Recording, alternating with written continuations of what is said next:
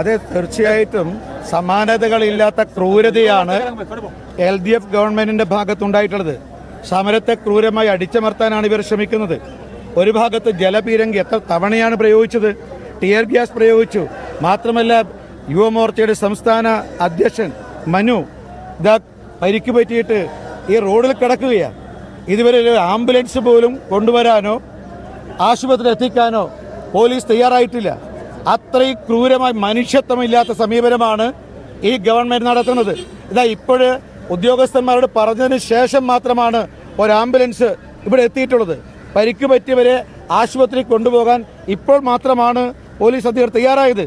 അതായത് പ്രതിഷേധത്തെ വളരെ ശക്തമായി അടിച്ചമർത്തുക എന്നുള്ള ഫാസിസ്റ്റ് മനോഭാവമാണ് പിണറായി വിജയൻ സർക്കാർ ചെയ്യുന്നത്. പക്ഷെ ഒരു കാര്യം ഉറപ്പാണ്, ഈ കുറുവ സംഘത്തിന്റെ ജാതികൾ കൊണ്ട് ഈ യുവജന രോഷത്തെ തകർക്കാൻ സാധ്യമല്ല.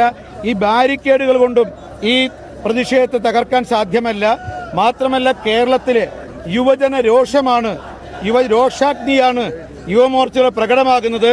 ഇത് ജലപീരങ്കിയിലൂടെ ഈ രോഷാഗ്നിയെ ഇല്ലാതാക്കാൻ, കെടുത്താൻ സാധ്യമല്ല എന്ന് മുഖ്യമന്ത്രിക്കും ഇവിടുത്തെ ഭരണകൂടത്തിനും മുന്നറിയിപ്പ് നൽകാൻ ഭാരതീയ ജനതാ പാർട്ടി ആഗ്രഹിക്കുകയാണ്. പ്രതിഷേധം തുടരാൻ തന്നെയാണോ? തീർച്ചയായും പ്രതിഷേധം തുടരുക മാത്രമല്ല, പ്രതിഷേധം അതിശക്തമായി മുന്നോട്ട് കൊണ്ടുപോകും.